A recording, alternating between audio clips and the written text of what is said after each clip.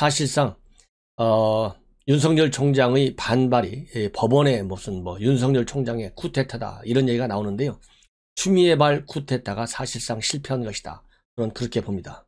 그렇다 본다면 지금 여당에서는 사상 초유의 이러한 이 검찰총장이 법원의 판단에 의해서 다시 직무에 복귀하는 정말 이 제3류 코미디 같은 것을 지금 벌려놓은 것이 정부 여당이에요. 그러다 보니까 여당이 지금 본의 아니게 자기네들이 생각과는 달리 레임덕이 상당히 빨리 왔다. 이런 위기의식에 지금 빠져 있고요. 그래서 세 가지의 중대한 어려움에 장애에 봉착했다. 이런 보도들이 나오고 있습니다. 그래서 여권에서는 이러한 중대한 위기를 어떤 수단과 방법으로 벗어나려고 할 것인지, 그리고 벗어날 수 과연 있는 것인지, 이런 것들을 제가 이번 시간에 집중적으로 분석해 드리겠습니다.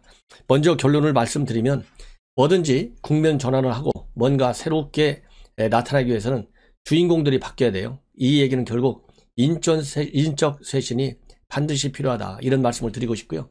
사람이 바뀌는 것 같고는 사람은 그야말로 환경에 따라서 많이 달라져요. 그리고 기대에 따라서 기대치를 충족시켜주는 사람도 있고 또 실망시켜주는 사람이 있어요. 이 실망의 대주인공이 지금 추미애가 아니겠습니까? 추미애는 허기야 이미 장관직에 오를 때부터 실패가 예정된 수순을 걷고 왔어요. 왜냐하면 장관직에 앉자마자 조국이 하려고 했던 게 뭐예요? 윤석열을 몰아내려고 했고 그 하나의 수단이 검찰개혁이라는 카드였었어요. 그게 말하자면 실패에 들어갔기 때문에 추미애는 취임 일성이 내가 장관이 되면 반드시 검찰개혁을 완수하겠다. 이렇게 선서를 하다시피 해서 취임을 했어요. 그런데 이 검찰개혁, 제대로 된 검찰개혁을 했으면 모든 국민이 쌍수를 들고 환영했을 것이다.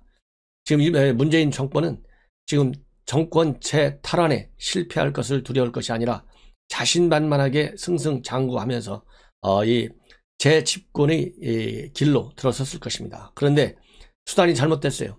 그 수단이 뭡니까? 추미애가 쓴 잘못된 처방이 수사지휘권과 그리고 감찰권을 남용하는 거예요. 이 수사지휘권이라고 하는 것은 여러분들 잘 아시다시피 수사지휘권은 가능하다면 쓰지 않도록, 그래서 쓸 경우에는 매우 제한적으로 쓰라는 것이 수사지휘권인데 마치 전가의 보도처럼 추미애가 써 내려간 것이 바로 수사지휘권이에요. 그러다 보니까 수사지휘권 때문에 본인 스스로 쥐구멍을 받게 됐고 망하게 됐어요. 이 망하게 된 조짐은 이제 1년 내내 국민들을 피로하게 만들어가지고 이제는 추미애가 내년 연초가 되면 아니면 빠르면 내주 초에 경질될 것이다. 원포인트 개각을 할 것이다. 그런 것은 이미 청와대에서 결정이 됐다. 후임자 지금 검증 제대로 할 때가 아니다. 이런 상황인 것으로 지금 빠져가는 것 같아요.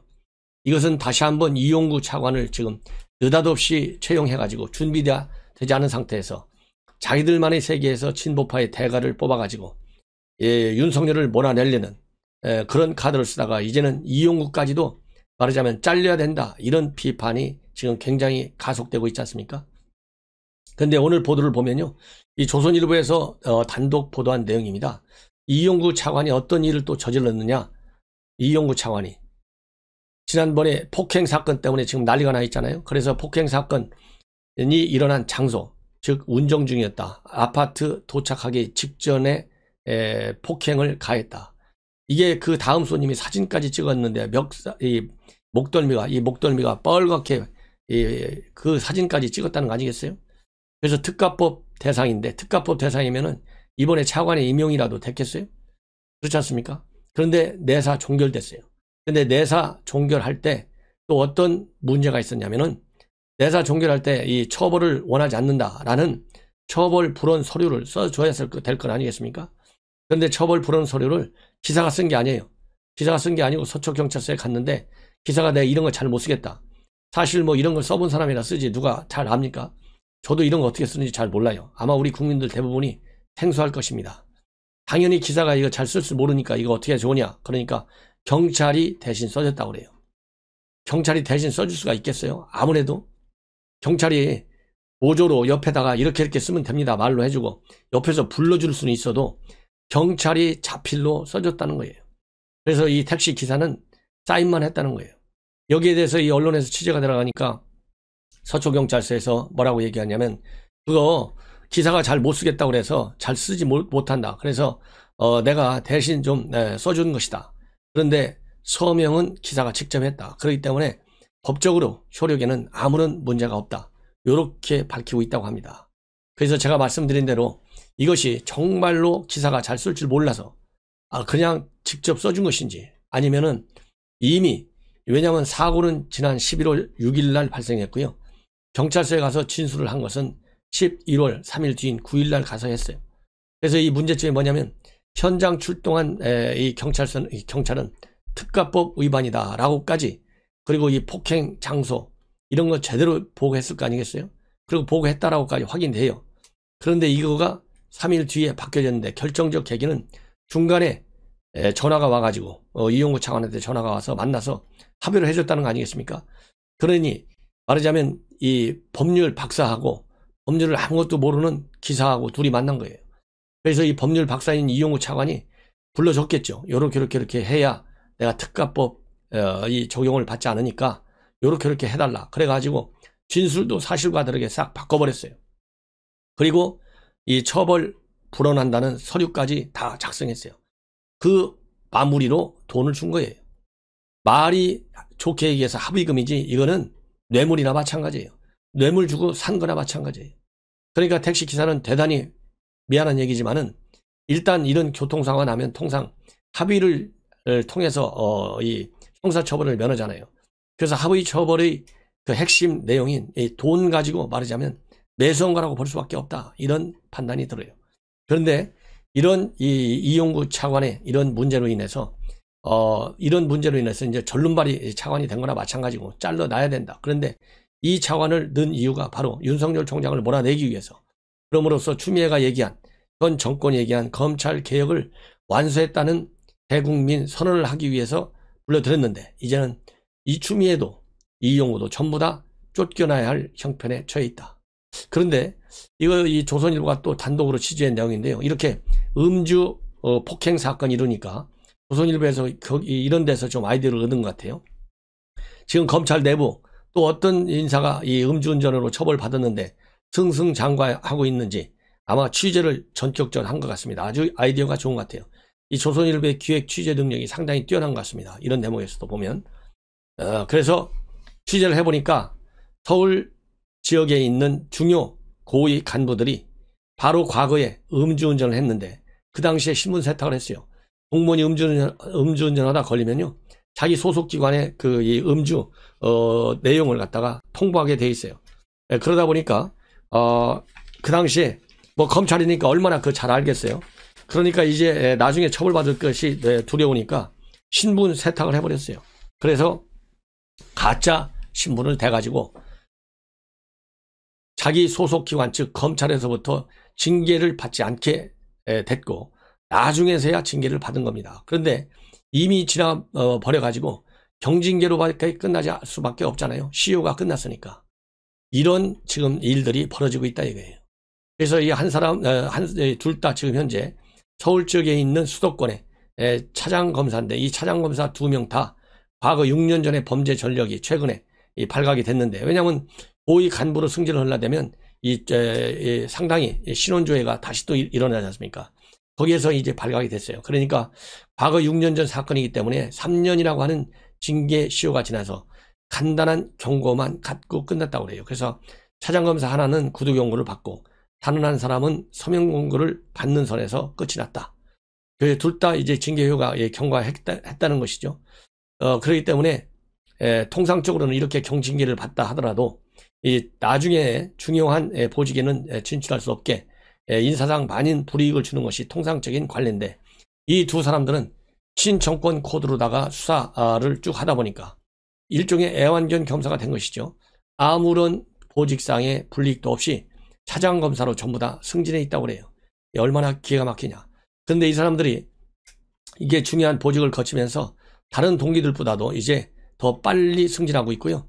이제 1월 달에 또 다시 승진 인사가 있게 되지 않습니까? 보직 인사가 있는데 이때는 더 큰 중요한 자리로 영전할 가능성이 제기되고 있다. 이런 얘기가 지금 나오고 있습니다. 그런데 차장검사 한 명은 이성윤 주검장관이 대학 직계 후배이기 때문에 후배인데 올 6월 중앙지검에서 대형 금융사건 초기 수사를 지휘하면서 여권 로비 의혹을 몇 달간 뭉갰다는 의혹을 받고 있는 사람이에요. 그래서 지난 9월 달에 다른 지검의 차장검사로 승진했고 여권 인사들이 연루되어 있는 또 다른 중요 금융사건을 지휘하고 있는 것으로 알려지고 있는데요. 시청자 여러분들께서도 짐작하시겠지만은 저도 이 실명 다 압니다. 그런데 이 개인정보 또 위반으로 또 누가 또 이 고발 들어갈지 몰라요. 그래서 제가 밝히지는 않겠지만은 참고로 또 다른 중요 금융사건이라고 하면 옵티머스 라임 중에 하나인데 라임 사건을 의미하는 것 같습니다. 남부지검에서 지금 현재 라임 사건을 지금 담당하고 있어요. 그래서 이렇게 보면 여러분들 누군지 짐작이 가실 겁니다. 이 사람이 있고요. 그리고 이 사람이 중앙지검장 대학 직계 후배잖아요. 경희대 법대.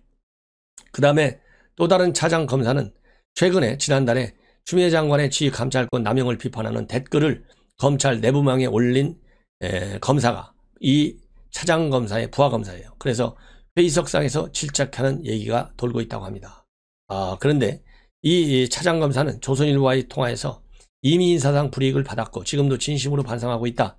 추 장관 비판글을 올린 부하검사를 질책하는 것은 악의적 소문이다. 이렇게 부인을 하고 있습니다. 그리고 지금 조금 전에 말씀드린 이성윤 중앙지검장의 대학 직계 후배 이 차장검사는 오래전 일로 적발 당시 개인적으로 창피하기도 하고 조직에 부담을 주는 것을 피하기 위해서 신분을 밝히지 않았다. 이렇게 지금 언론에 밝히고 있는데요. 이렇게 신분 세탁을 했던 사람들, 그러지 않아도 추미애 애완견들이 추미애가 잘려나가면서 일부는 수사를 받아야 된다. 그래서 대표적으로 수사를 받을 사람 중에 한 사람이 이번 징계가 잘못됐다라는 법원의 판단이 나오면서 추미애가 이번 사건과 관련해서 조사를 받아야 되고, 그리고 중앙지검에서 윤석열 총장의 가족 측근들 그리고 살아있는 권력 수사를 깔아뭉갰다고 하는 많은 비판과 혐의 의혹을 받고 있는 이성윤, 이런 사람들이 수사망에 올라가야 된다. 이런 지금 검찰 내부에 비판이 있다. 이런 말씀을 드립니다. 자, 그렇다고 본다면 지금 현재 문재인 대통령이 당면하고 있는 세 가지 중대 장애 요인들이 있어요. 첫 번째가 지금까지 말씀드린 대로 추미애와 윤석열. 이 윤석열은 잘못한 게 제가 보기에는 하나도 없어요. 거의. 이미 대검 차장도 그랬잖아요. 자기가 와서 보니까 징계를 받을 정도로, 이렇게 중징계를 받을 정도의 비위는 없는 것 같다. 이렇게 얘기했잖아요. 이것이 이번에 법원의 판단을 통해서도 밝혀졌어요. 부분적으로 밝혀졌어요. 물론 추미애가 얘기한 것 중에 본안 심리를 통해서 좀 더 확인이 필요하다. 이런 내용도 있지만은 전혀 징계 사유가 되지 않는다라는 부분도 굉장히 많습니다. 그래서 이 부분을 다시 한번 여러분들께 말씀을 드린다면 주요 재판부 분석 문건과 관련해서는 매우 부적절하지만은 다시는 이런 일이 없어야 되겠다. 그렇지만 최종적인 판단을 위해서는 작성을 어떤 방법으로 했는지, 경위, 작성 방법과 그 경위에 대해서 추가 심리가 필요하다. 이렇게 해서 이 행정법원에서 일단 유보적 입장을 보였어요. 그 다음에 채널A 사건과 관련된 감찰 방해, 부당하다는 등 이유가 없이 감찰 중단을 지시했다. 그래서 감찰 개시가 감찰위원회의 심의를 거치지 않은 점을 보면 이 추가적인 심리가 필요하다. 그리고 채널A 사건 수사가 방해된 거, 이것은 소명이 안 돼 있다. 왜냐하면 통상 총장 수사 지휘권 범위 내로 보이는데 그래서 소명이 제대로 안 돼 있기 때문에 소명 자료만 가지고서는 현재 제출된 판단이 어렵다. 그래서 정확한 판단이 어렵기 때문에 추가적인 심리가 필요하다. 이런 입장을 보였고요. 그 다음에 정치적 중립 위반했다. 이거는 징계 사유가 되지 않는다. 이렇게 얘기를 했어요. 이런 것처럼, 그리고 징계 절차 잘못됐다. 이런 건 뭐 당연히 법원에서도 인정을 했습니다. 그렇기 때문에 절차의 하자도 이번에 볼 때 상당히 중요한 이 배척 기각 사유 중에 하나가 아닌가, 이런 판단이 드는데요. 이렇게 해서 추미애가 지금 일을 스스로 저지른 거예요. 그래서 이번 사태의 책임은 상당 부분이 추미애한테 있다. 저는 그런 생각이 듭니다. 그리고 이러한 저의 판단이나 우리 시청자 여러분들의 판단이 이번 행정법원의 판결을 통해서도 확인이 되는 거 아니겠어요? 그렇기 때문에 이것이 가장 중요한 장애 요인이 됐는데, 이것을 해결하기 위해서는 빨리 추미애를 잘라내야 된다. 이런 여론이 압도적으로 많다. 법원 안팎에서도 말이죠. 그리고 여권 내에서도 지금 따르고 있다. 그러다 보니까 28일 날 공수처장 후보 추천위원회 회의가 열립니다. 그래서 여기서 마지막으로 공수처장을 딱 점 찍어 놓고 바로 사퇴 수순으로 들어가는 그런 시나리오가 지금 그려지고 있다. 이런 말씀을 드리고요. 그 다음에는 이런 장애인과 관련해서 이제 시스템적으로도 뒷받침해야 될 거 아니겠습니까? 그래서 이번에 검찰 개혁 다시 얘기하고 있고, 또 법원에서 기각되니까, 추미애의 징계 조치가 기각되니까 이제는 법원도 개혁해야 되겠다.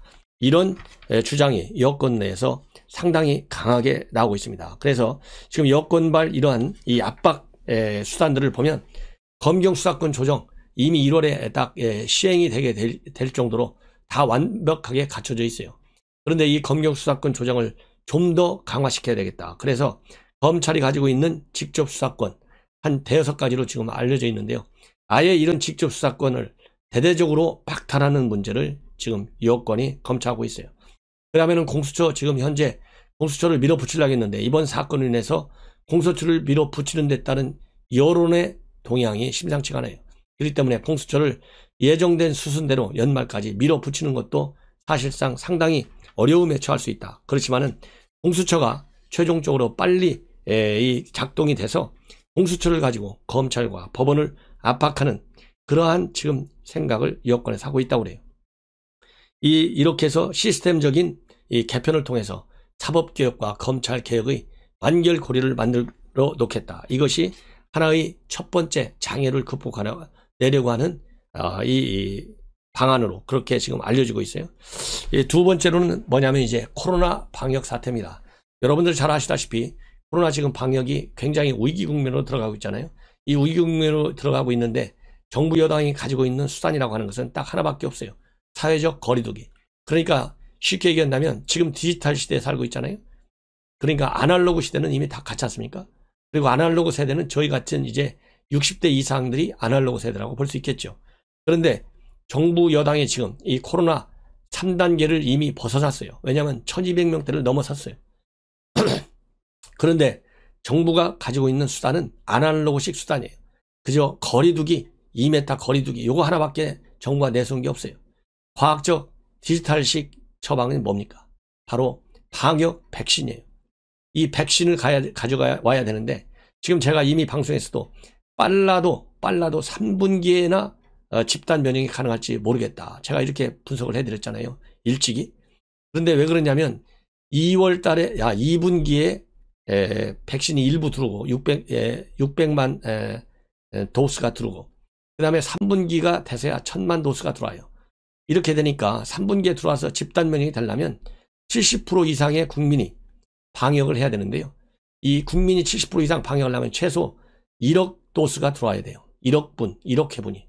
왜냐하면 한 사람당 2번 맞아야 항체가 형성된대요. 그리고 이 항체가 형성될 때까지 기다리려면 2달 정도가 기다려야 돼요. 그래서 늦어도 10월 달까지 우리 국민의 70%가 2회 접종이 끝나야 되는데 지금 1000만 분 걸 가지고 이거를 갖다가 1000만 도스인데 1000만 병을 갖고 오는 거예요. 근데 이것이 1000만 명을 백신 접종하는 걸로 지금 언론에 잘못 보도되고 있어요. 한 병만 맞아 갖고는 안 돼요. 1인당 2병을 맞아야 돼요. 2병. 그러니까 1000만 명분 플러스 1000도스.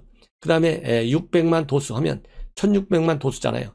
그러니까 반으로 나누면 800만 명 분밖에는 안 되는 거예요.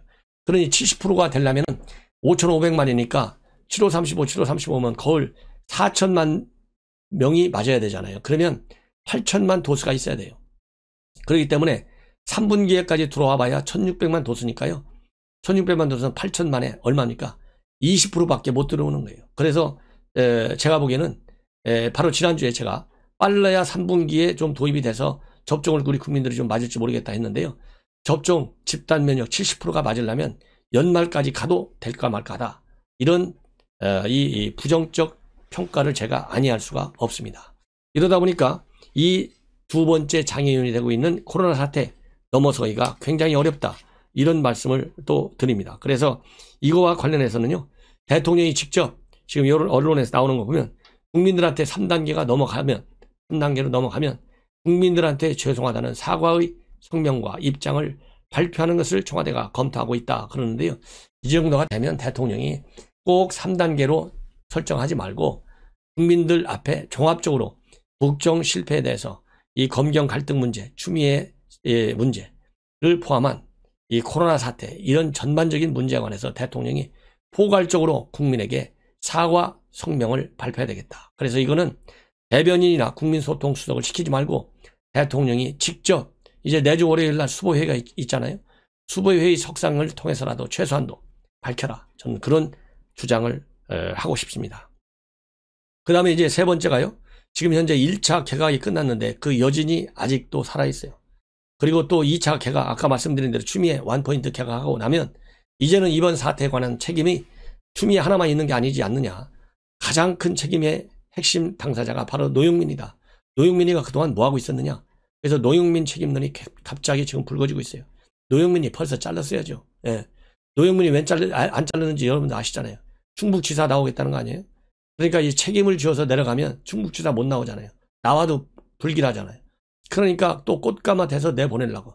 지금 추미애도 왜 안 내보냈느냐? 책임지어서는 문재인 대통령은 절대 누구를 내보내지 않는다는 거 아니에요? 꽃가마 태워서 보내려고. 추미애는 한동안 서울시장과 총리 대선까지 그림을 그리고 있다고 하는데요. 죄송하지만 정계를 떠나라 된다라는 여론의 그 질타 가볍게 여기지 말 것을 저는 추미애한테도 당부드리고 정부 여당한테도 당부드립니다. 예. 그래서 이제는 추미애가 무슨 대권은 관두고 정계를 떠나야 될 이제 마지막 절벽에 서 있다. 이런 말씀을 드려요. 그래서 지금 2차 개각을 앞두고 있는 시점이나 마찬가지인데요. 변창흠이가 지금 문제예요. 변창흠이가 지금 현재 정의당까지도 데스노트에 올려놓고 있습니다. 그래서 이러한 세 번째 이유가 바로 개각과 관련된 여론의 외면, 이것도 상당히 심각하다. 이런 지금 문제점들이 세 가지 중대한 국면에 처해 있다. 이러다 보니까 말이죠. 이낙연 대표가 아까 말씀드린 이러한 시스템 개혁에 총대를 메고 나섰어요. 악역을 담당하고 나섰고, 그 다음에 또 이 악역을 담당하고 나선 사람이 임종석입니다. 가만히 눈뜨고는 볼 수 없다 이거죠. 뭔가 일을 찾겠다. 담벼락에 한 자를 남겨놓겠다. 예. 그리고 이렇게 해서 또 임종석이가 나서고 있어요. 그래서 임종석 전 비서실장이 지금 이렇게 느닷없이 나서게 된 것은 과거에 노무현 대통령의 사건이 있지 않습니까? 그래서 노무현 사건과 같은 그런 불행은 나타나지 않아야 될 것 아니냐. 그래서 뭔가 할 일을 찾겠다. 요렇게까지 지금 현재 임종석 비서실장이 나오고 있는데, 그리고 또 나오는 사람이 지금 무대 뒤에 숨어 있는 사람이 누구냐? 김경수와 양정철이라고 되어 있습니다. 그래서 김경수, 양정철, 임종석 이 세 사람이 뭔가 큰 그림을 지금 그리고 있다. 이런 해석이 저는 가능하다. 저는 그런 해석을 내놓고 싶어요. 그래서 이 위기국면 3대 장애, 중대 국면을 벗어나야만이 내임덕을 막아낼 수 있고, 그래야만이 지지율도 올라갈 수 있고, 그래야만이 문재인 대통령의 퇴임 후에 안전도 보장될 수 있다. 이런 지금 시나리오가 꾸려지고 있는 것 같습니다. 자, 그리고 말이죠. 마지막에 이제 한두 가지만 더 여러분들께 덧붙인다면, 이번 징계의에서 절차적 하자가 굉장히 중요한 이 인용 사유가 되고 있어요. 그런데 이 절차적 하자를 결정적으로 만든 사람이 바로 최태형 변호사입니다. 왜냐하면 이 최태형 변호사는 이 박상기 장관 때 박상기 장관 때 임명이 됐어요. 임기 3년의 징계위원회에 의촉이 됐는데, 이번에 사퇴는 하지 않고 아예 징계위원회 회의에 참석을 안 했습니다. 그래서 제가 보기에는 정부 여당한테 완전히 찍혔을 것 같아요. 사법연수원 22기인데 판사 출신 변호사로 알려지고 있죠. 근데 이 최태형 징계위원회 위원이 사퇴는 안 하고 회의에 불참함으로써 결정적으로 출석의원 과반수의 의결로 의결이 돼야 되는데, 불과 4명인데 한 명씩 돌아가면서 자기가 기피가 신청이 돼 있으니까 참석을 못했잖아요. 3명만은 운영이 됐어요. 그러다 보니까 징계의 운영 규정 절차를 일탈했다. 위반했다. 이런 것 때문에 행정법원에서 이 윤석열 쪽의 손을 들어주는 결정적 계기가 된 것이에요. 그래서 지금 나오는 얘기를 들어보면 이 최태형 변호사는 이런 거를 처음부터 알았기 때문에 그야말로 이건 징계 과정이 잘못됐다. 이런 생각이 확실했다고 합니다. 그래서 추미애가 얘기하는 이런 징계는 참여할 수 없다. 그래서 끝까지 징계위원직은 고수하면서 징계위원으로 참여하는 것은 막았다. 이렇게 되어 있는데요. 이렇게 해서 이 최태형 변호사가 가장 큰 신의 한 수를 던진 것이 아니냐. 그런 판단이 들고요. 기피 신청을 대대적으로 4명까지 한 윤석열 총장 즉 변호인의 전략도 굉장히 주의했다. 이런 말씀을 저는 드리고 싶습니다. 자, 그래서 이제 결론적으로 쭉 이런 걸 보면 정부 여당에서는 이 3대 장애를 극복하기 위해서 인적 개편과 시스템 개편을 추진하고 있고요. 그리고 그러한 국면을 김경수, 양적철, 임종석이가 주도하고 있다. 이런 말씀을 드리고 싶고, 맨 전면에 서서 이낙연 대표가 지금 깃발을 들고 뛰어가고 있지만은 지나친 붕어빵 행세로 해서 여권 내 강경 문파로부터 또 중도층으로부터 상당한 이 비판을 받고 있다. 이런 지금 위치에 서 있는 사람이 바로 이낙연 대표다. 이렇게 말씀을 드립니다. 그래서 이낙연 대표의 지지율은요, 제가 보기에 계속 빠질 것 같아요. 그래서 문재인 대통령의 지지율도 계속 빠져나갈 수밖에 없는 위기 국면이다. 문재인 대통령과 추미애 그리고 여당의 무책임하고 무능한 국정 운영이 이렇게 우리 국민들을 잠도 잘 못 자게 만들어놓은 장본인들이다. 역사적 책임을 져야 할 사람들이다. 이런 말씀을 먼저 드리고 싶고요. 두 번째로 우리가 지금 편치 못한 나날을 보낼 수밖에 없는 것이 코로나 확진 추세가 계속 가중되고 있습니다. 그렇기 때문에 현재 800명에서 1000명 정도의 확진자 수가 나오면 3단계에 진입해야 되는데 3단계로 진입할 경우는 경제가 완전히 락다운 된다. 이런 우려 때문에 3단계 조치를 강구하지 못하고 있는 것이 현 문재인 정권의 딜레마다. 이런 말씀을 드리고 싶고요. 그 다음에는 지금 현재 개각을 하고 있지 않습니까?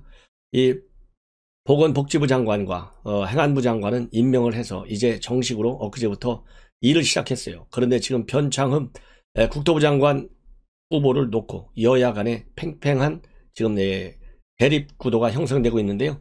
아마도 월요일쯤 되면 문재인 대통령이 누굽니까? 이까짓 건 뭐 청문회 보고서 채택되고 안 되고 전혀 신경을 안 쓰는 사람이 문재인 대통령이잖아요.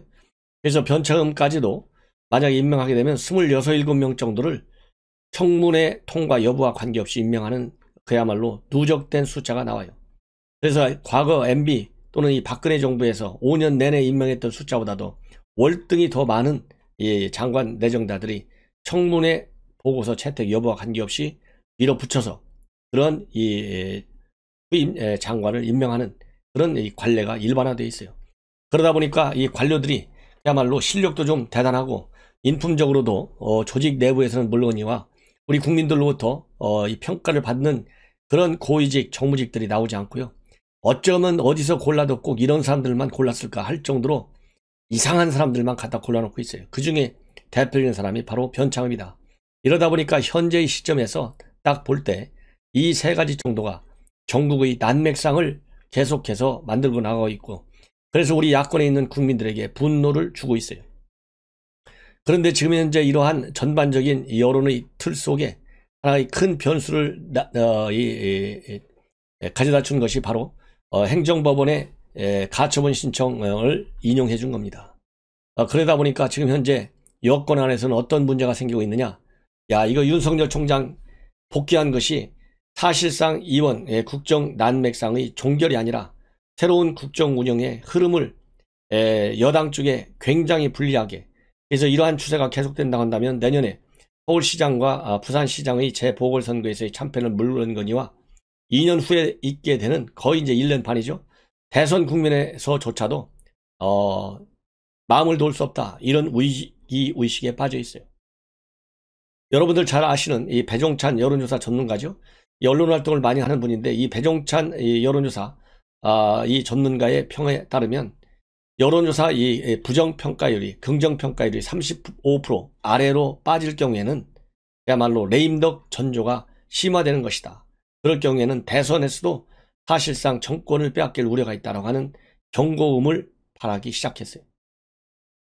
그리고 이번에 윤석열 이 복귀와 관련해서 청와대에서 문재인 대통령이 어제 느지감치 입장문을 발표했잖아요. 그것도 서면 브리핑을 통해서 입장문을 발표했는데 거기에서 인사권자로서 국민에게 사과드린다 이렇게 얘기를 했어요.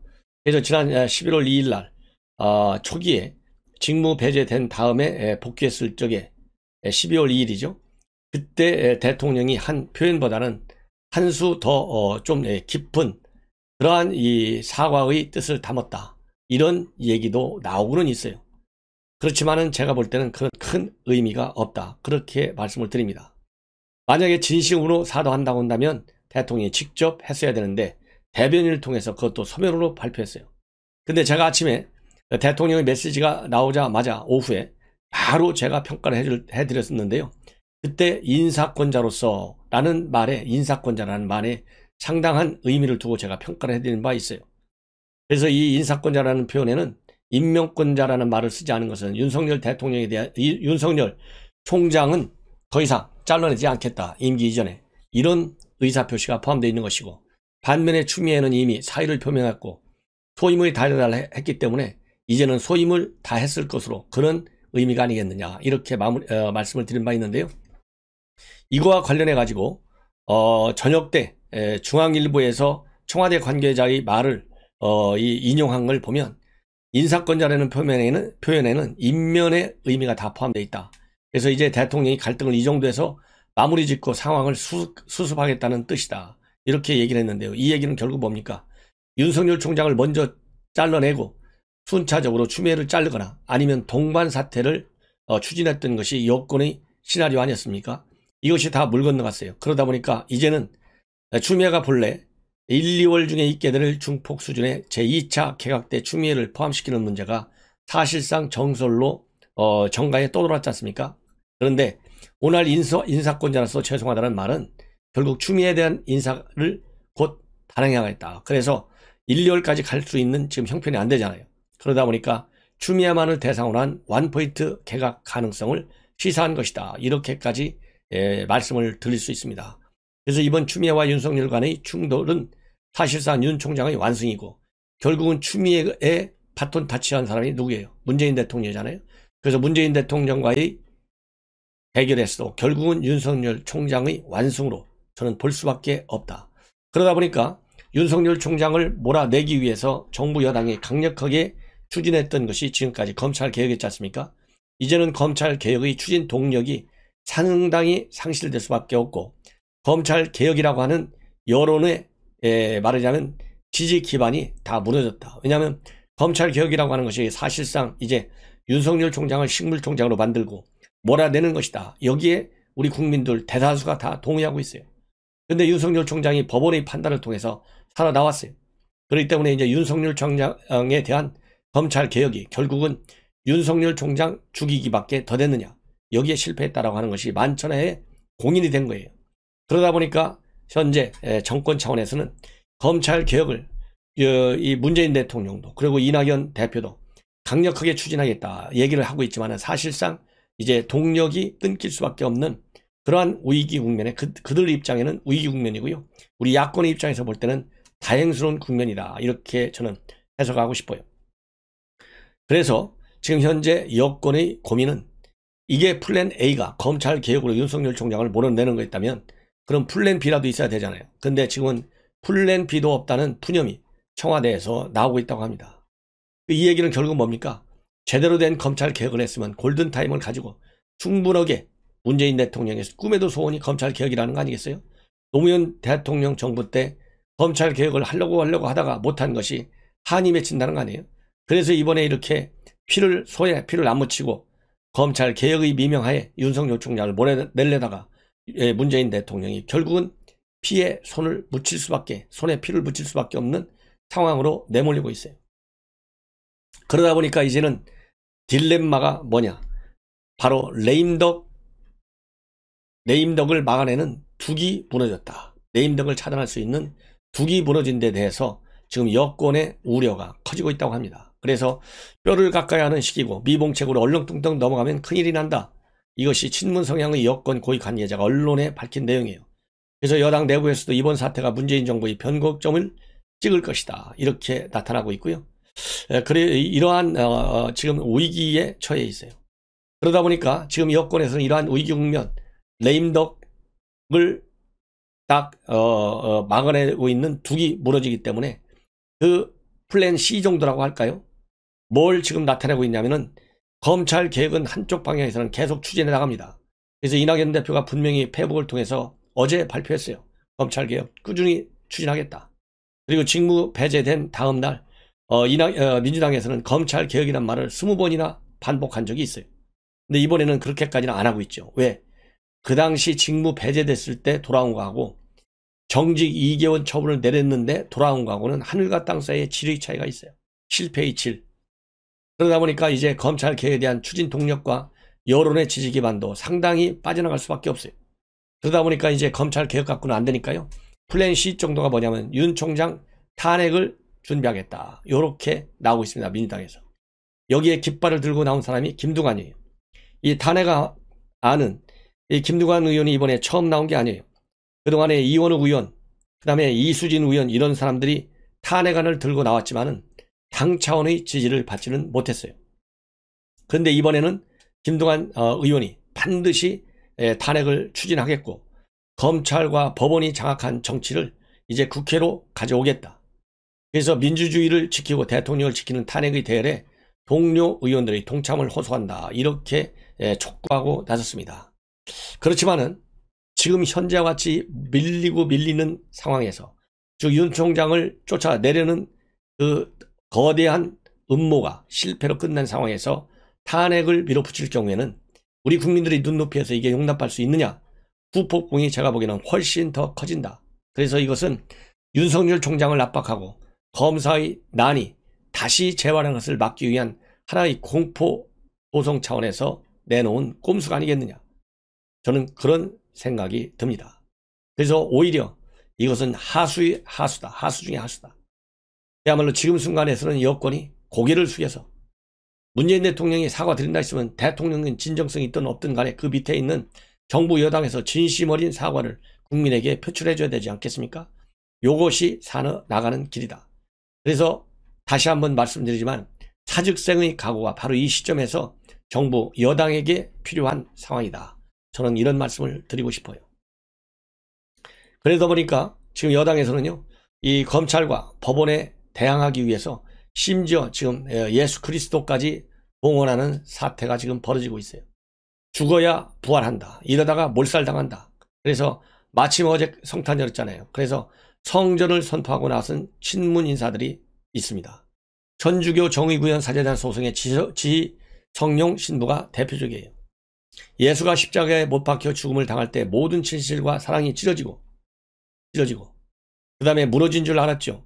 그러나 그때가 바로 시작이었다. 예수의 죽음이 부활로 반전하는 데는 사흘이 걸렸다. 죽지 않으면 부활할 수 없다. 이렇게 얘기를 하고 있습니다. 그러면서 법원과 윤 총장을 가리켜서 이 지신부는 그들은 영원한 죽음이기를 선택했다. 우리는 생명을 주는 세상의 죽음을 선택했다. 너무 속상하거나 답답해하지 마시라. 인내함이 다 이기는 것이다. 이렇게 얘기를 하고 있고요. 경희대 김민웅 교수, 김민석 의원의 형입니다. 친형이에요. 이 사람은 뭐라고 얘기했냐면은 참으로 무서운 일이 벌어졌다. 얘 목사예요, 목사. 김민웅 교수가. 예. 성탄의 시간이 비극의 시간처럼 됐다. 우리가 애써 일궈온 땅이 어느 날 갑자기 쩍 갈라지고 마른 하늘에 벼락이 치는 날이 난데없이 들이닥쳤다. 이러면서 신약 성서에 기록된 헤롯 왕의 영아 대학살을 언급하기도 했다고 합니다. 그러면서 성탄의 소식이 전해지자 헤롯은 그 또래의 아이들을 모두 죽였다며 한 세대가 멸절당한 셈이다. 그 고난의 역사를 딛고 새로운 역사가 열렸다. 이렇게 쓰면서 어쩌겠느냐. 다시 일어서야죠. 아니면 몰살당할 것이다. 이렇게 얘기를 하고 있어요. 그리고 또 하나 친문 성향의 언론인은 정말 이제는 싸우는 정도가 아니라 혁명군을 꾸려서 전쟁을 벌여야 할 판이다. 그래서 이번 성탄절을 블랙 크리스마스라고 불리기도 했습니다. 그리고 친문 네티즌의 커뮤니티에서는요. 이젠 피아 식별이 끝났다. 민주당은 전쟁을 시작해라. 전투에서 졌다고 전쟁이 끝난 것이 아니다. 이제부터 시작이다. 이런 반응이 쏟아져 나오고 있다고 하는데요. 그러나 친문 맘카페에서는 전혀 다른 반발이 나오고 있습니다. 지금 이렇게 다가는 다 죽는다 이거예요. 이 맘카페 끔찍한 사년이다 이거예요. 그래서 친문 맘카페가 여러 개가 있는데요. 대부분이 문재인에 대한 비판의 목소리를 높이고 있다. 불과 몇 년 전만 하더라도요. 이 친문 맘카페에서 이렇게 반문 목소리를 내면 탈퇴당하거나 추방당하거나 엄청난 비판을 받는데 이러한 글을 올린 데 대한 댓글이 수백 개씩 어떤 댓글에는 한 600개 정도가 달려들 정도로 반문 이런 이 글에 대한 동조의 목소리가 커지고 있다. 이런 지금 보도가 나오고 있어요. 그래서 이 보도 내용을 보면 대표적으로 친문 성향의 맘카페인 82쿡이 있는데요. 이 게시판에 문재인 대통령을 지지하지 않는다라는 제목이 딱 올라왔어요. 그래서 투표권이 생기고 진보만 찍어온 사람인데 조국 사태 이후 현 정부에 돌아섰다. 촛불 집회 참가 후 더 나은 사상이 되길 희망했는데 저 같은 사람들이 더 분노한다. 여기에 댓글이 무려 620개가 달렸다고 합니다. 그러면서 댓글 대부분은 나도 기대했는데 너무 실망했다. 끔찍한 4년이었다. 이런 동조하는 내용들이 아주 질비하게 달려 있고요. 그리고 회원수가 37만 6천 명인 강남엄마대 목동엄마 사이트에는 최근에 코로나 크게 걱정할 일이 아니다. K방역 실패했다고 문정부 공격하는데 천신만고 끝에 촛불로 세운 정부인데 이러면 안 되지 않느냐는 글이 올라왔는데 여기에는 32개 댓글 다수가 무슨 말도 안 되는 소리냐. 아직도 친문이 있다니 놀랍다. 이런 비판 내용이 오히려 더 많이 달렸다고 그래요. 이렇게 분위기가 달라지고 있어요. 그리고 회원수 300만 명인 맘카페 맘스홀릭의 한 회원은 문정부대로 대출 다 막아버리고 집값은 천정부지 최저 시급 올라 직원수는 줄고 마음에 드는 게 하나도 없다. 이런 글을 올렸는데요. 여기에 또 동조하는 댓글이 수없이 달리고 있다고 합니다. 그래서 최근에는 여권 지지 성향이 강했던 친문 맘카페 분위기가 대대적으로 지금 바뀌고 있다고 그래요. 예. 그래서 그동안에는 주로 이 생활문제, 출산, 육아, 살림살이 정보를 주고받는 커뮤니티였는데 30, 40대의 젊은 여성들이 이제는 완전히 달라진 형태, 달라진 주제를 가지고 문재인 정권을 비판하는 비판의 장으로 바뀌고 있다. 이런 지금 보도들이 줄을 잇고 있습니다. 이것만 보더라도 정말 이 청와대와 그리고 여당 정신을 바짝 차려야 돼요. 그들만을 위해서가 아니라 대한민국을 살리기 위해서, 대한민국 국민을 위해서, 그리고 자라나는 미래 주인공인 우리 어린 후손들을 위해서 정부를 잘 이끌어줄 것을 저는 다시 한번 부탁하고 싶어요. 정말로. 그래서 어제 하루 종일 여당에서는 법원이 문제다, 추미애 때문이다 이렇게 남탓만 하면서 하루를 보냈다는 보도가 지금 나오고 있습니다. 그래서 이 민주당 이낙연 대표도요. 대한민국이 사법의 과잉 지배를 받고 있다는 우려가 커졌고 정치의 사법화, 사법의 정치화가 위협수위를 넘어섰다는 탄식이 들린다. 이런 얘기가 지금 나오고 있고, 그리고 민영배 의원 같은 경우에는요. 대통령의 재가를 번복하는 재판, 이건 명백한 상권 분립이다. 주권자가 선택한 대통령과 대통령을 중심으로 한 국가 운영 체계를 선출되지 않은 국가기구 담당자들이 마구 흔들어대고 있다. 이게 법원과 검찰을 얘기하는 것이죠. 이런 비판이 나오고 있고요. 임종석 같은 경우에는 검찰의 태도와 법원의 해석 너무도 생경한 선민의식과 너무도 익숙한 기득권의 냄새를 풍긴다. 이렇게 해서 일제히 비판에 나섰는데 아직도 세상 물정을 모르고 민심의 흐름이 어디로 흐르는지도 모르는 이러한 안일한 사고의식을 갖기 때문에 전국의 혼란상은 앞으로 더 갈 것이고 여론의 외면 현상은 더 심해질 것이고 문재인 대통령의 내일음덕은 더 가속화될 것이다. 저는 그런 말씀을 드리고 싶어요. 이러는 방국에 여러분들 유명한 가수죠. 이승환 씨가 25일 날 이 페북에 글을 올렸어요. 정지 2개월 처분을 내린 결정에 대해서 세상이 모두 너희들 발밑이지 이렇게 비판하는 페북을 올렸습니다. 그러면서 검찰개혁, 사법개혁, 언론개혁 해시태그를 달았어요. 그리고 또 다른 게시문에서 이승환 씨는 우리는 승리한다, 꺾이지 아니한다 라고 적고 있습니다. 그러면서 작년 5월 달에 노무현 대통령 탄생 74주년을 기념해 열린 봉화음악회에서 자신이 부른 곡을 링크까지 하고 있습니다. 여러분들 잘 아시다시피 이승환 씨는 가요계에서는 대표적인 폴리테이너, 즉 정치 활동을 하는, 친문 활동을 하는 연예인으로 아주 잘 알려져 있죠. 예.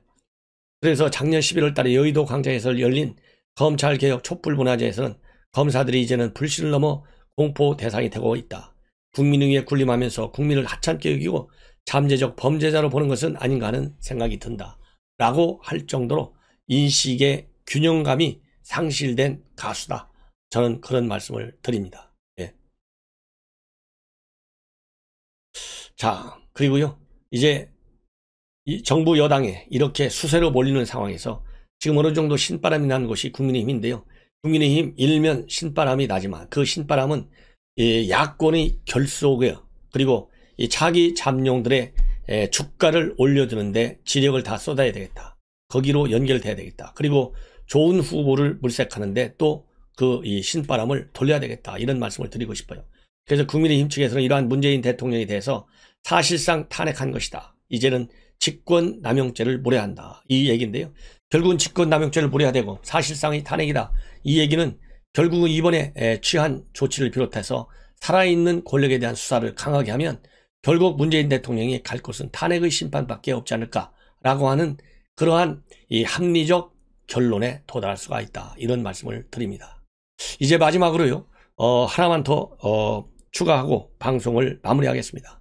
바로 이용구 차관 의혹 3종 세트라고 그랬었죠. 뭐냐면 의혹 박상기 전 법무장관한테 변호사 사무를 내줬어요. 박은정이가 한테 윤석열 총장 감찰하는 데 쓰라고. 이것은 김영란법 위반입니다. 그 다음에 원전 백운규 산업부 장관 가차없이 원전을 조기 폐쇄하도록 한 이 백운규를 변호했어요. 그래서 탈원전 정책을 옹호하고 나선 사람이에요. 사실상의 차관으로 임명되면서 이해충돌 소지가 많다는 비판을 받는 사람이에요. 이것도 의혹입니다. 그 다음에 또 하나는요. 차관이 되자마자 핸드폰 문자 메시지를 통해서 대검에 있는 이종근 부장하고 그야말로 윤석열 총장의 징계 문제를 상의할 정도로 그야말로 월권을 한 거예요. 위법을 한 거예요. 이런 모든 것들이 바로 의혹의 3종 세트인데 여기에 하나를 더 덧붙이면 3종 세트 플러스 알파 아니면 4종 세트라고 저는 명명하고 싶어요. 바로 기사 폭행 문제입니다. 지금까지 나와 있는 여러 언론들을 종합해서 말씀드리면 결론, 택시 기사가 6일날 폭행을 당했는데 이 목덜미에 폭행을 다져가지고요.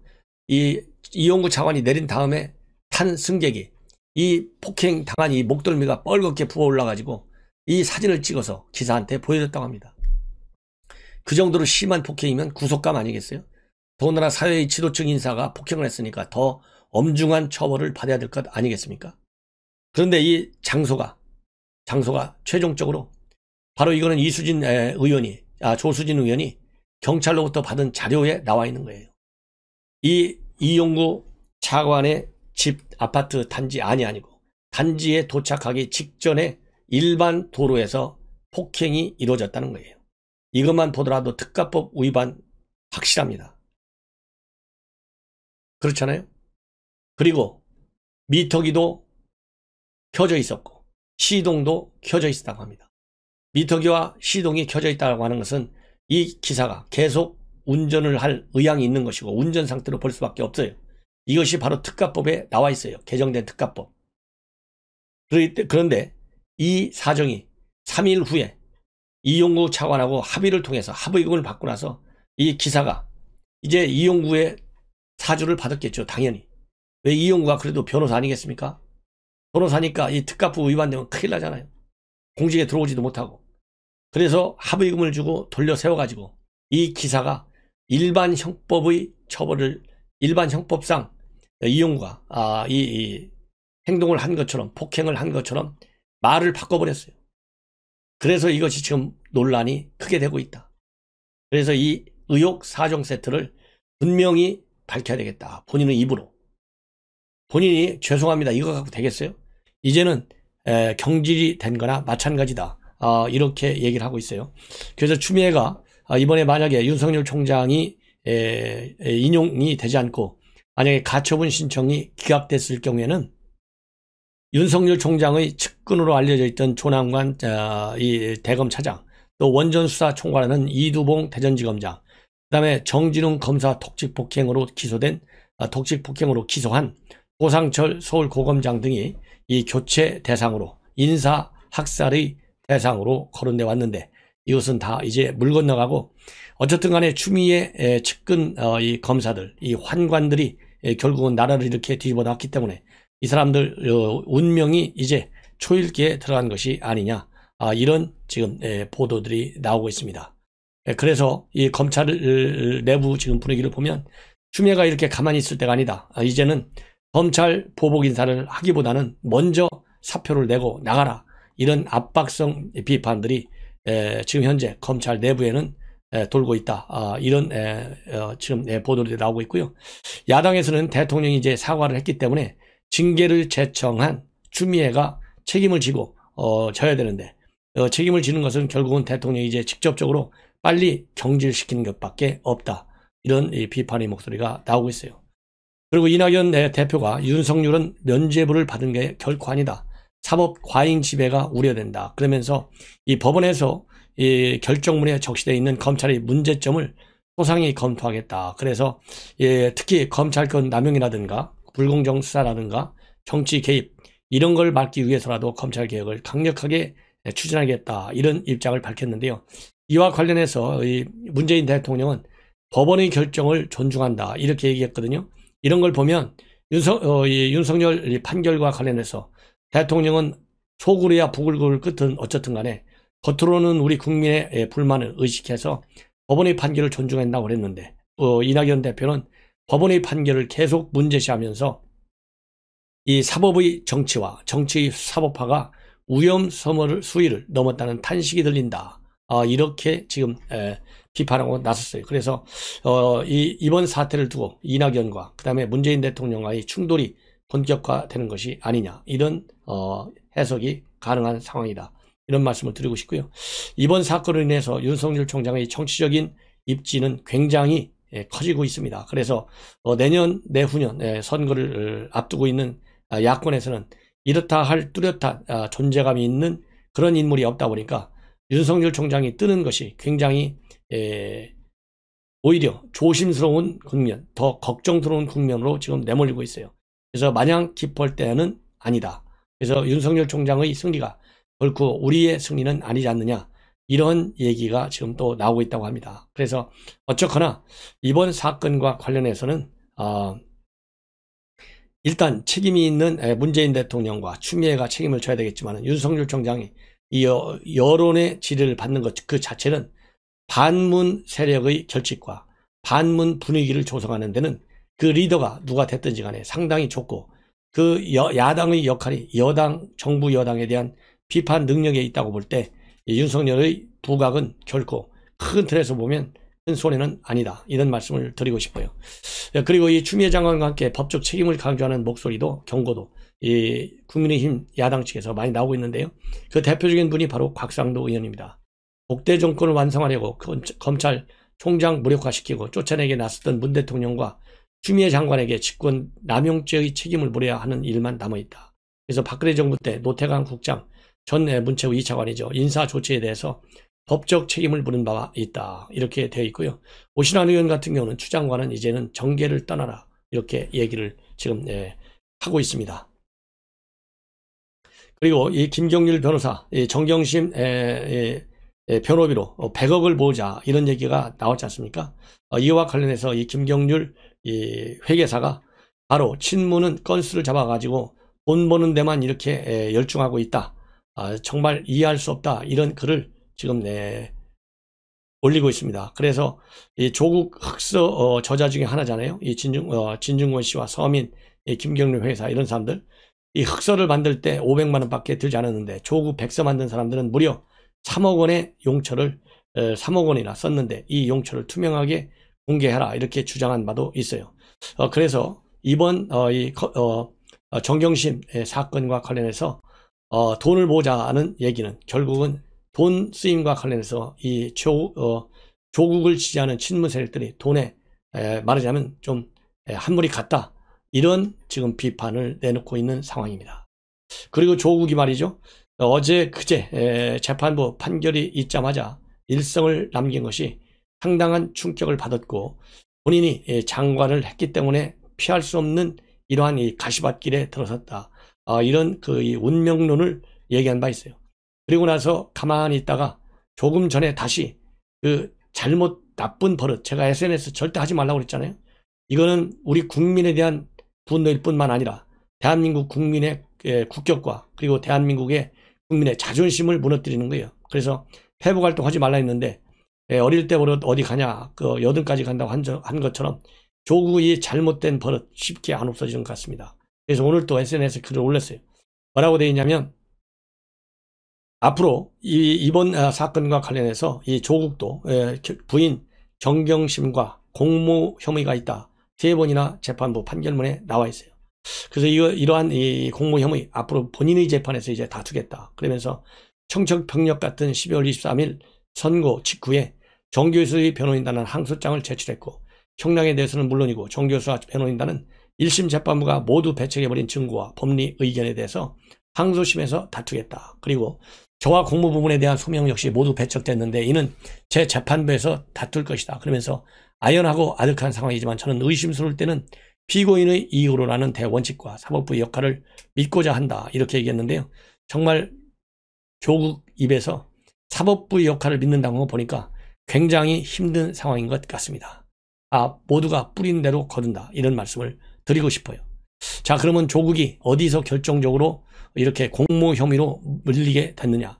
바로 그것은 조국의 발등을 찍은 것은 조국 본인이 썼던 PC였습니다. 이 PC에서 이 가짜 인턴 증명서를 만들었다는 증거가 나왔잖아요. 왜냐하면 조국 PC에 허위로 작성된 인턴 증명서 파일들이 쭉 나왔어요. 그렇기 때문에 이 파일이 움직일 수 있는 근거가 됐고, 그 다음으로는 조국의 은사인 한인섭 형사정책연구원장과 자산관리인인 김경로 씨의 증언도 조국에게 공모 혐의를 인정하는데 상당히 큰 역할을 한 것으로 알려지고 있습니다. 예.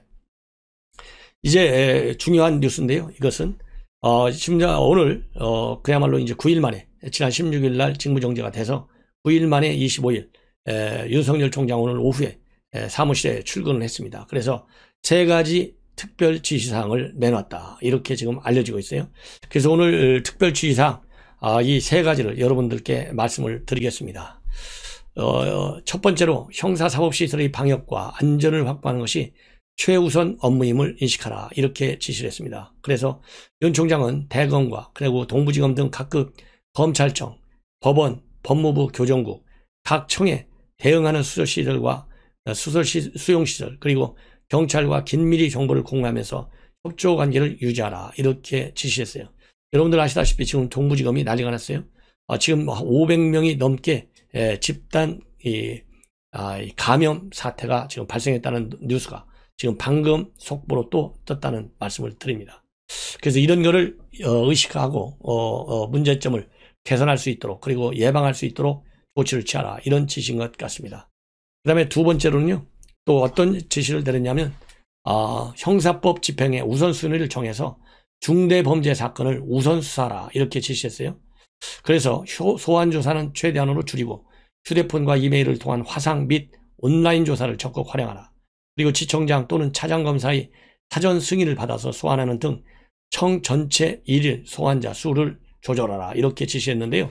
여기서 이렇게 미세한 디테일한 이 화상회의 이런 것보다는 이 두 번째 지시 항목에서는 중대범죄 사건을 우선 수사하라. 이렇게 되어 있거든요.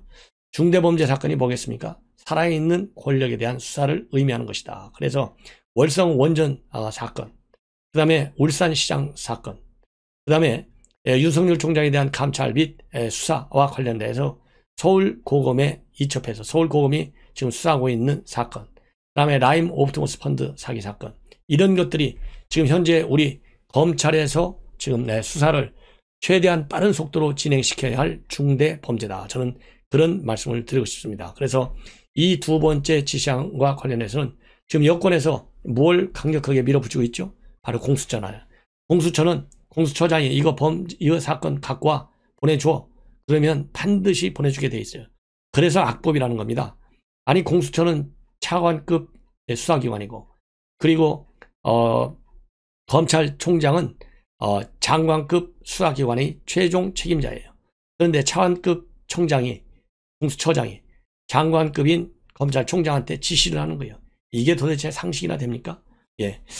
그래서 어쨌든 간에 중대범죄 사건에 대한 수사를 본격적으로 하라 이렇게 지시를 내렸기 때문에 이제는 이번 주말이 지나고 내주부터는 최대한 굉장한 속도를 낼 가능성이 크다.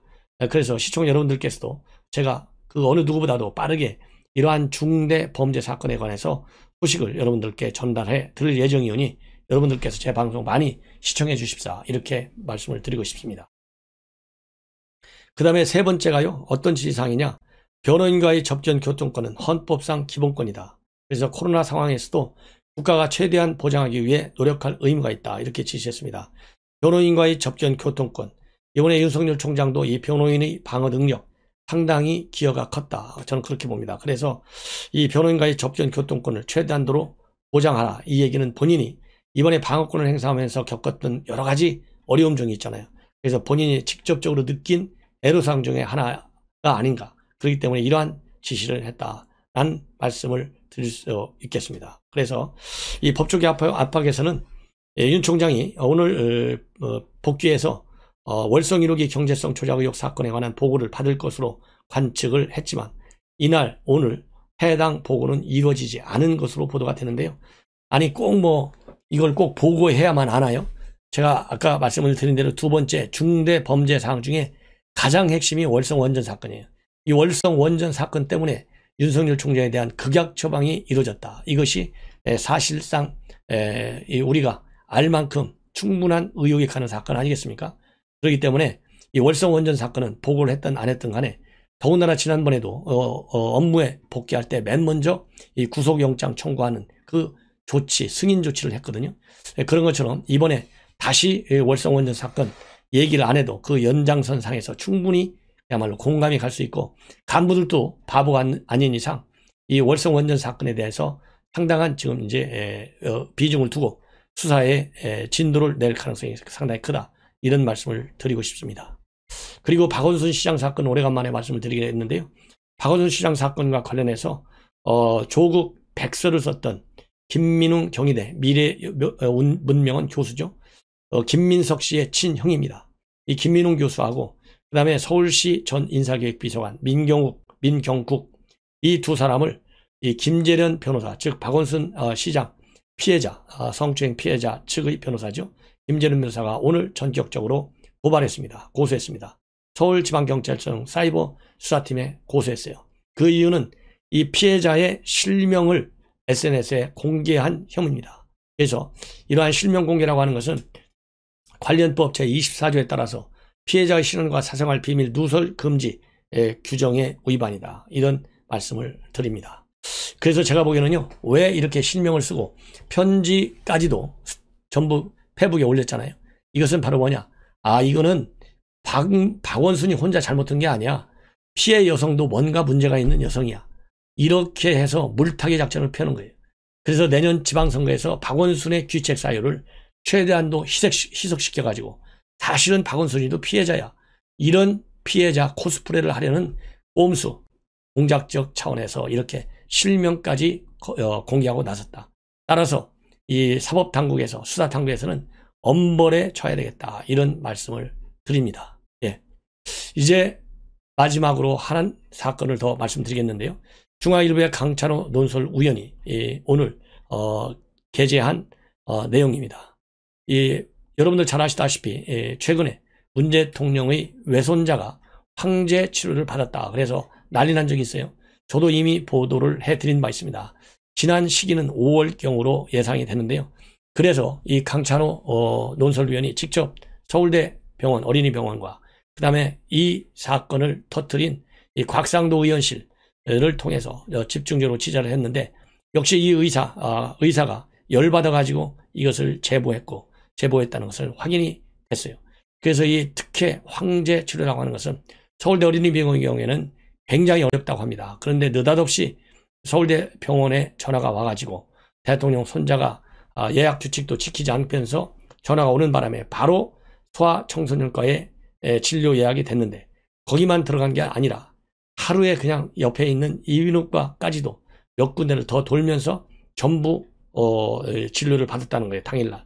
그러다 보니까 이 의사가 열받쳐가지고 그야말로 다른 사람의 경우에는 예약 후 진료를 하려면 수개월이 걸리는데 이렇게 하루 만에 속성으로 진료를 받은 것을 알고 분개해서 곽상도 의원실에 제보를 했다. 즉 양심선언한 거죠. 공익 제보를 한 것이죠. 그래서 서울대병원 관계자에게 내용을 충하하니까 이 제보는 맞다. 그래서 이것이 언론에 보도가 됐다. 이렇게 되어 있고요. 이 서울대병원 측에 이 외손자의 진료 기록 좀 달라. 그러니까 개인정보라서 줄 수 없다. 이렇게 밝히고 있고 병원을 온 것은 5월이 아니고 4월 20일 날 온 것으로 그렇게 되어 있습니다. 그리고 예약은 미리미리 해도 이게 시원찮은데요.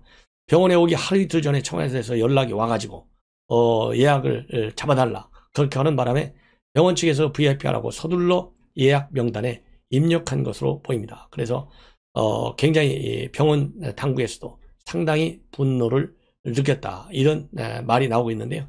이렇게 분노의 직접적 원인은 느닷없이 속성으로 예약한 것도 물론 분노 사항 중에 하나지만은 동시에 여러 개의 발을 돌아다니면서 진료를 받은 것, 이것이 상당히 분노를 일으켰다. 그래서 이 의사가 곽상도 의원실에 제보한 것으로 그렇게 지금 알려지고 있습니다.